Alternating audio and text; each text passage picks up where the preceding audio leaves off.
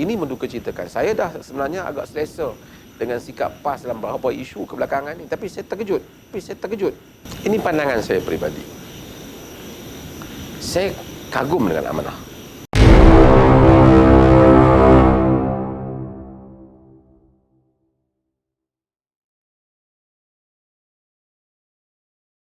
Saya tertarik bila Datuk menyebut beberapa nama Ramasamy, Pula Sekretariat, LTTE dan sebagainya. Dan jika kita melihat dari sudut LTTE itu, saya percaya Datuk dan kita semua sedia maklum di bawah Undang-Undang Malaysia Seksyen 66C pada tahun 2014, LTTE telah pun diwartakan sebagai satu kumpulan atau gerakan pengganas di Malaysia. Dan jika kita lihat Datuk, kita nampak kebanyakan daripada ahli-ahli politik yang terlibat dengan LTTE ini adalah di kalangan orang-orang DAP. Dan ketika itu parti-parti politik di belah sini sedang giat menghentam mereka ini. Namun apabila ada satu statement yang telah dikeluarkan oleh MIC seolah-olah mengatakan yang LTTE itu bukan pengganas dan sebagainya, kita nampak ada beberapa orang ahli politik dia berubah cara. Secara jelasnya apa? Nampaknya Tuan Moderator lebih menyimpan perkataan daripada saya. Kalau kita nampak kebanyakan daripada pemimpin termasuk PAS dan juga dari kalangan UMNO itu sendiri, apabila MIC dia telah mereka memberikan khidmat guaman percuma, yang mana saya percaya LTTE bukan kita yang kata dia pengganas, kerajaan dan undang-undang telah mengatakan mereka adalah pengganas, dan mereka sedang menyokong mereka ini dengan memberikan khidmat guaman dan sebagainya, tidak dikritik pula oleh pemimpin dari UMNO dan juga pemimpin daripada PAS. Apa pandangan Datuk tentang perkara tersebut? Ini kita lihat daripada awal isu LTTE adalah satu contoh. Mula-mula Ramasamy yang kita sebut nama dia, dan beberapa orang bising pasal Zakir Naik. Saya dah bagi tahu saya bukanlah pengikut tegar Zakir Naik. Ada perkara yang saya setuju dan tidak setuju. Tapi mereka kerana ucapan Zakir Naik tentang isu orang luar yang datang ke Malaysia itu baru ini, seolah-olah Zakir Naik digambarkan begitu mengancam keselamatan negara. Mesti dihalau keluar, mesti diambil tindakan, report polis yang bertalu-talu dibuat kepadanya. Tiba-tiba terbukti ada pelibatan mereka-mereka ini dengan LTTE, disahkan. Counter terrorism tangkap mereka. Dan dalam pembicaraan mereka telah membuat ulasan LTTE bukan pengganas, ini sebenarnya satu perjuangan, disamakan pula dengan rakyat Palestin dan seumpamanya. Semuanya memberikan gambaran bagaimana double standard sikap khususnya di kalangan DAP dan juga beberapa pemimpin India di kalangan PKR juga. Ketika itu nampaknya PAS begitu jelas pendiriannya. Tapi saya terkejut apabila MIC yang sekarang telah menjadi sekutu politik PAS juga menghantar khidmat guaman ataupun seperti yang dilaporkan oleh media, atau dia khidmat dan tidak dianggap pula kata itu bukan menyokong keganasan dengan seperti mana yang kenyataan yang dikeluarkan oleh Setiausaha Agung PAS. Saya bukan nak ulas tentang PAS dan seumpamanya, tapi saya mengulas tentang kita semua. Saya ingin kata pada anak-anak muda khususnya, supaya mereka dengar, janganlah kita percaya kepada sesiapa pun melainkan kebenaran saja. Prinsip dalam hidup ini berpegang kepada prinsip kebenaran dan asas-asas kebenaran, dengan keadaan kita membutakan mata daripada warna parti dan kumpulan. Sebab itu kita lihat parti politik ini sukar untuk kadang-kadang kita nak mempercayainya. Kadang-kadang kita sokong dalam kebanyakan isu mereka. Tiba-tiba mereka bila sampai ke giliran mereka berubah. Hal yang sama juga berlaku pada semua parti politik. Ini mendukacitakan. Saya dah sebenarnya agak selesa dengan sikap PAS dalam beberapa isu kebelakangan ini. Tapi saya terkejut dengan apa yang dia ambil dalam isu LTTE. Saya ramai yang terkejut. Ya, saya rasa itu tidak sewajarnya. Hanya kerana itu pun baru teman baru mereka.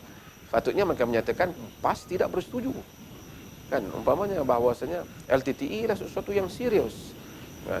Kalau ada, kalau jika ada beberapa peguam yang mana mereka itu mungkin ahli MIC, tetapi bagi khidmat di atas profesional mereka sebagai peguam, itu soal lain.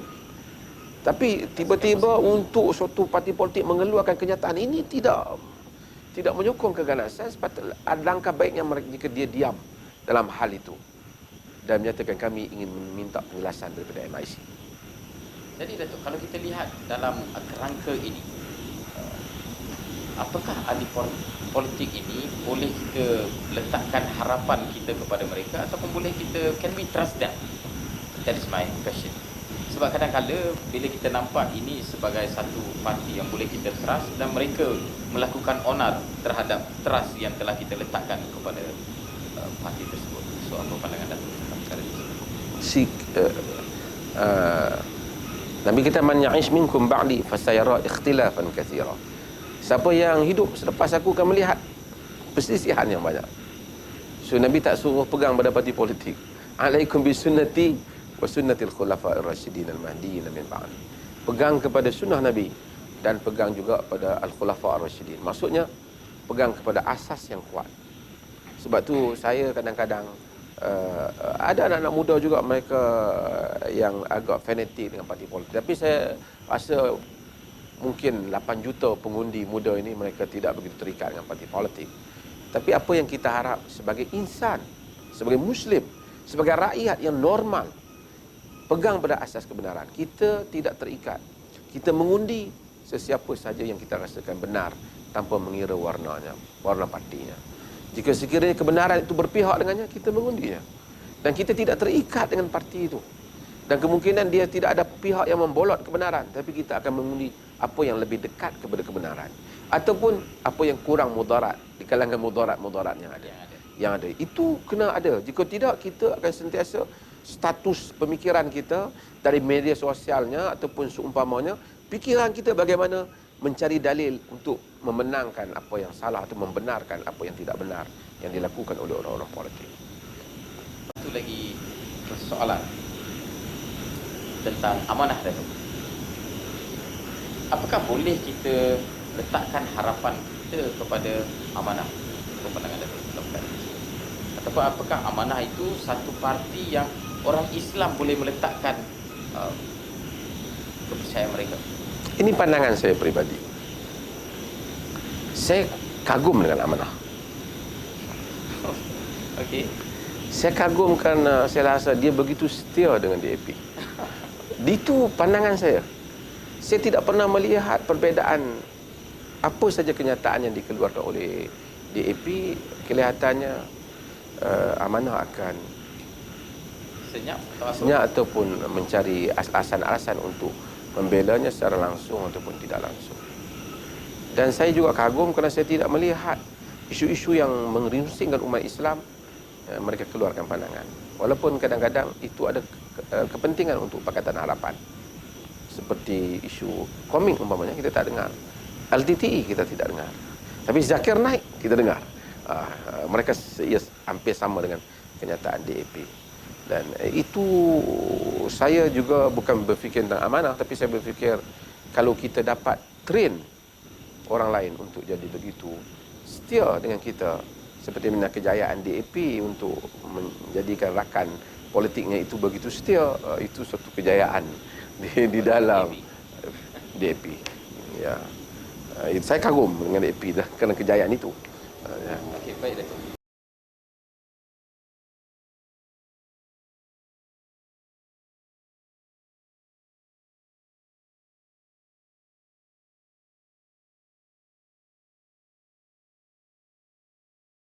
Assalamualaikum warahmatullahi wabarakatuh kepada semua penonton-penonton dari seluruh Malaysia. InsyaAllah pada hari ini kita ada temu bual khas bersama dengan sebuah ikon dan pemikir Malaysia. Jangan sebuah yang terjadi ni pula.